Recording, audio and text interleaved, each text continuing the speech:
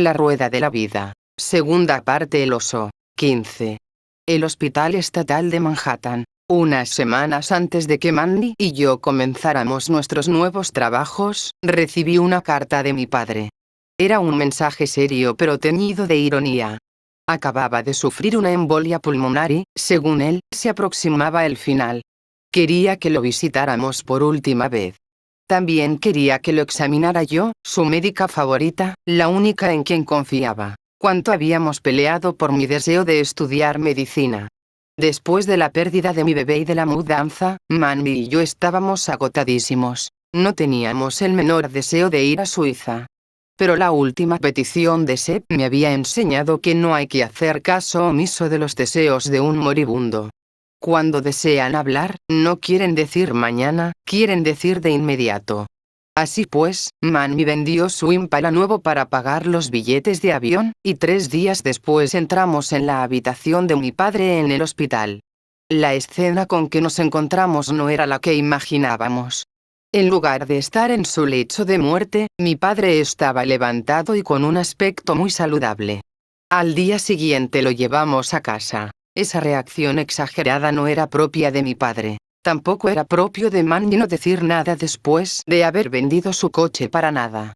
Algo pasaba.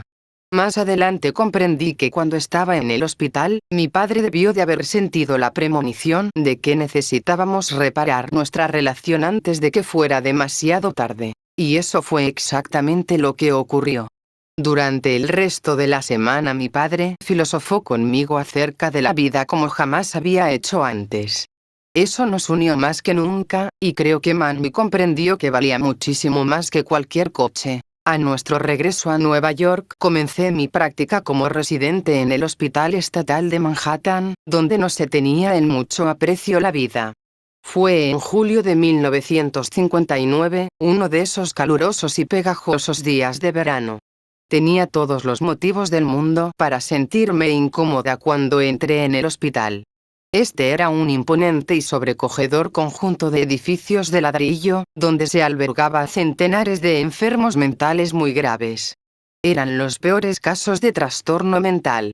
Algunos pasaban allí hasta 20 y más años. Encontré increíble lo que vi allí. En esos edificios estaban hacinadas personas indigentes cuyos rostros contorsionados, gestos espasmódicos y gritos de angustia decían muy claro que estaban sufriendo un infierno en vida. Esa noche en mi diario definí lo visto como un manicomio de pesadilla. Podría haber sido peor. El pabellón al que me asignaron estaba en un edificio de una planta en el que vivían 40 esquizofrénicas crónicas. Me dijeron que todas estaban desahuciadas, no había remedio para ellas. Observé una sola cosa que podía explicar esa afirmación. La enfermera jefe.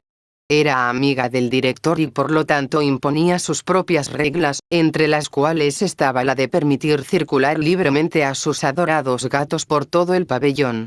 Estos orinaban por todos los rincones, y como las ventanas provistas de barrotes se mantenían cerradas, la fetidez era horrorosa. Al instante sentí compasión por mis compañeros de trabajo, el Dr. Philippe Trochow, residente, y Grace Miller, asistenta social. Los dos eran personas humanitarias. No lograba imaginarme cómo podían sobrevivir allí mis compañeros, aunque las pacientes lo tenían mucho peor. Las golpeaban con palos, las castigaban aplicándoles electrochoque y a veces las metían en bañeras con agua caliente hasta el cuello y las dejaban allí hasta 24 horas. A muchas se las usaba de cobayas humanos en experimentos con LSD, psilocibina y mescalina. Si protestaban, y todas lo hacían, las sometían a castigos aún más inhumanos. En mi calidad de investigadora me encontré en el centro de ese nido de víboras. Mi trabajo oficial consistía en registrar los efectos de esos alucinógenos en las pacientes, pero después de escucharlas explicar las aterradoras visiones que les producían esas drogas, juré poner fin a esa práctica y cambiar la forma de llevar esa institución. No sería difícil modificar los procedimientos rutinarios del hospital o de las enfermas. La mayoría permanecían arrinconadas en su sala o en la de recreación, totalmente ociosas, sin ningún tipo de ocupación, distracción ni estímulo. Por la mañana tenían que formar en fila para recibir los medicamentos que les provocaban un estado de estupor y les producían horrorosos efectos secundarios. El resto del día se las sometía a tratamientos similares. Vi que había motivos para administrar medicamentos como el Torracine en la terapia para psicóticos, pero la mayoría de esas personas estaba medicada en exceso y eran víctimas de indiferencia y negligencia. En lugar de medicamentos, lo que necesitaban era atención y cariño. Con la ayuda de mis compañeros de trabajo, cambié esas prácticas por otras que motivaran a las pacientes a ocuparse de sí mismas y cuidarse. Si deseaban Coca-Cola y cigarrillos, tenían que ganarse el dinero para pagar esos privilegios. Debían levantarse a la hora, vestirse solas, peinarse y llegar a la fila a tiempo. Las que no podían, o no querían, realizar esas sencillas tareas, tenían que aceptar las consecuencias. El viernes por la noche les entregaba su paga. Algunas se bebían toda su cuota de Coca-Cola y se fumaban todos los cigarrillos la primera noche. Pero obtuvimos resultados. ¿Qué sabía yo de psiquiatría? Nada. Pero sí sabía de la vida y abrí mi corazón a la desgracia, la soledad y el miedo que sentían esas mujeres. Si me hablaban, yo les contestaba. Si me expresaban sus sentimientos, yo las escuchaba y les contestaba. Ellas lo notaron, y de pronto vieron que no estaban solas y dejaron de sentirse asustadas. Tuve que batallar más con mi jefe que con las pacientes. Él se oponía a reducir los medicamentos, pero finalmente logré que las pacientes realizaran tareas de poca monta, pero productivas. Llenar cajas con lápices de rímel no era gran cosa, pero era mejor que estar sentadas drogadas en estado de trance. Después incluso comencé a sacar a la calle a las pacientes de mejor conducta. Les enseñé a viajar en metro, a hacer algunas compras y, en ocasiones especiales, incluso las llevé a los almacenes Maquis. Mis pacientes sabían que me importaban y fueron mejorando. En casa le contaba a Mandy todas mis experiencias, todas las historias sobre mis pacientes, entre ellas la de una joven llamada Rachel. Era esquizofrénica catatónica, y estaba clasificada entre las incurables. Durante años se había pasado los días de pie sin moverse de sitio en el patio. Nadie recordaba que alguna vez hubiera dicho una palabra o emitido algún sonido. Cuando pedí que la trasladaran a mi pabellón, todos pensaron que me había vuelto loca. Pero una vez que estuvo a mi cuidado, la traté como a las demás. La obligaba a realizar tareas y a ponerse en medio del grupo para las fiestas de celebración, como Navidad y Chanukah, e incluso su propio cumpleaños. Al cabo de casi un año de atención, por fin habló. Ocurrió durante una terapia de actividades artísticas, mientras dibujaba. Un médico se detuvo a mirar lo que estaba dibujando y ella le preguntó, ¿le gusta? Al cabo de poco tiempo Rachel salió del hospital, se buscó una casa para vivir sola y se dedicó a la serigrafía artística. Yo me alegraba de todos los éxitos, los grandes y los pequeños, como aquel cuando un hombre que siempre estaba de cara a la pared se volvió a mirar al grupo. Pero al final del año me encontré ante una difícil elección. En mayo me invitaron a presentar nuevamente mi solicitud para el programa de pediatría en el Columbia Presbyterian. Me debatí entre seguir mis sueños o continuar con mis pacientes.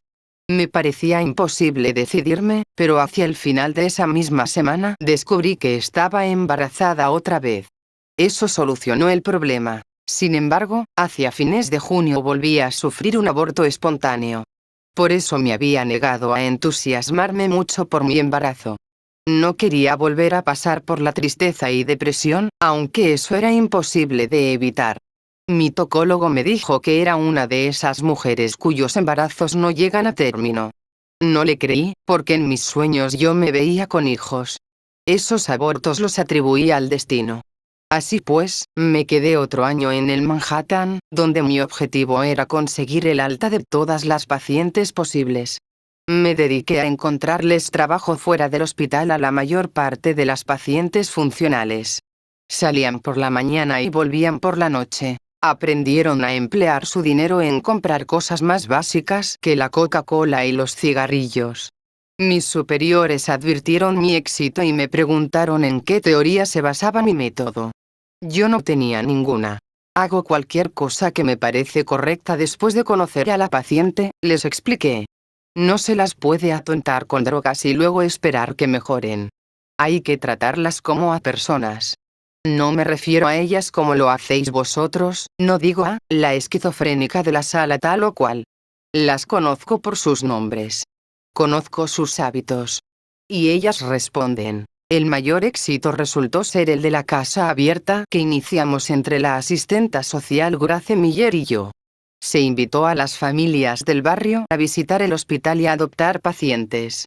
En otras palabras, queríamos conseguir que personas absolutamente incapaces de establecer cualquier tipo de relación aprendieran a hacerlo. Algunas pacientes respondieron maravillosamente bien. Adquirieron un sentido de responsabilidad y finalidad para sus vidas. Algunas incluso aprendieron a hacer planes para el futuro. La más maravillosa de todas fue una mujer llamada Alice. Cuando se aproximaba la fecha en que sería dada de alta después de haber pasado 20 años en la sala para enfermas mentales, un día sorprendió a todo el mundo con una petición muy poco común. Deseaba volver a ver a sus hijos. ¿Hijos? Nadie sabía allí que tuviera hijos, pero Grace hizo averiguaciones y descubrió que, en efecto, Alice tenía 2 hijos. Los 2 eran pequeños cuando la internaron en el hospital. Les habían dicho que su madre había muerto. Mi colega asistenta social encontró a esos hijos, ya adultos, y les explicó el programa de adopción del hospital. Les dijo que había una señora sola que necesitaba una familia adoptiva. En memoria de su madre ellos accedieron a adoptarla. A ninguno se le informó de la verdadera identidad de la señora. Pero jamás olvidaré la increíble sonrisa de Alice cuando estuvo ante los hijos que ella creía que la habían abandonado. Por fin, una vez que salió del hospital, los hijos la llevaron a formar nuevamente parte de su familia. Y hablando de familia, Mandy y yo seguíamos intentando comenzar la nuestra. En el otoño de 1959 volví a quedar embarazada. El nacimiento estaba previsto para mediados de junio. Durante 9 meses Mandy me trató como si me pudiera romper. No sé por qué, pero yo sabía que no iba a perder ese bebé. En lugar de preocuparme por otro aborto, me imaginaba al bebé, niñito o niñita. Me imaginaba cómo lo mimaría. Pensándolo bien, la vida era difícil, cada día nos presentaba un nuevo reto. Yo me preguntaba cómo es posible que una persona en su sano juicio desee traer otra vida al mundo. Pero entonces pensaba en la belleza del mundo y me reía. ¿Por qué no? Nos mudamos a un apartamento en el Bronx. Era más grande que las 2 casas anteriores. Alrededor de una semana antes del parto, mi madre llegó en avión para ayudarme con el bebé. No se molestó en lo más mínimo porque yo me retrasara al ir a recogerla. Eso le dio tiempo para visitar Macy's y las otras tiendas. Cuando habían pasado 3 semanas de la fecha y no ocurría nada, Mandy y yo comenzamos a recorrer en coche las calles adoquinadas de Brooklyn. Buscábamos los baches para pasar por encima.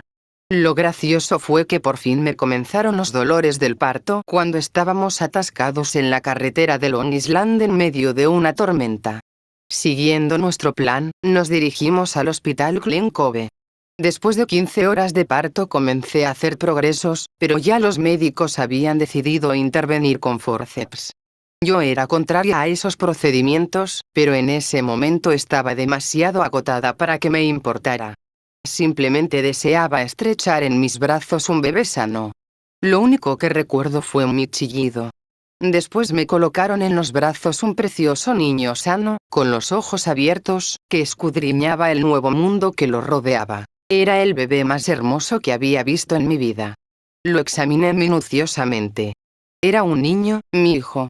Pesó cerca de 3,700 kilos. Su cabecita estaba coronada por una mata de pelo oscuro y tenía las pestañas más preciosas, largas y oscuras que habíamos visto en un bebé. Manny le puso Kenneth. Ni mi madre ni yo lográbamos pronunciar bien la TH final de su nombre, pero no nos importó.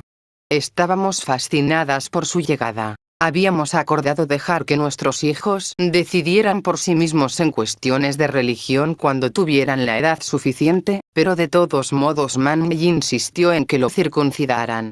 Era por su familia. Pero cuando me enteré de que iba a llegar un rabino, me imaginé una circuncisión y después una bar mitzvah y eso ya me pareció demasiado. Nota. Bar mitzvah. Ceremonia religiosa judía por la cual un chico de 13 años entra a formar parte de la comunidad adulta. N. De la T. Fin de nota. El pediatra de Kenneth me calmó informándome de un problema médico. El bebé tenía dificultades para orinar, tenía cerrado el prepucio.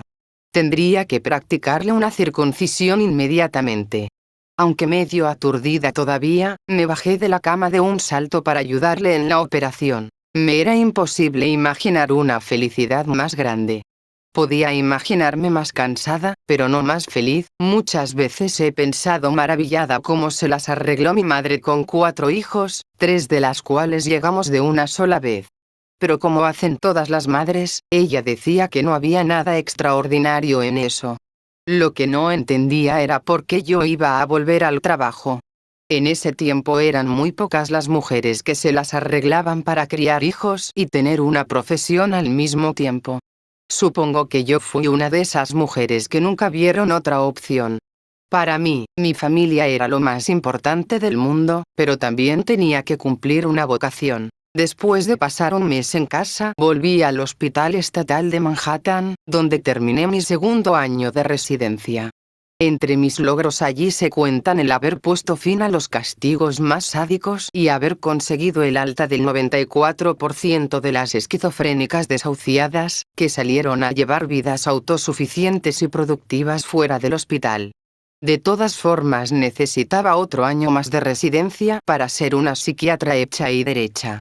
Todavía no encontraba muy apropiada la especialidad, pero Mandy y yo estuvimos de acuerdo en que era demasiado tarde para comenzar de nuevo. Solicité un puesto en el Montefiore, una institución más perfeccionada y que ofrecía más estímulo que el hospital estatal.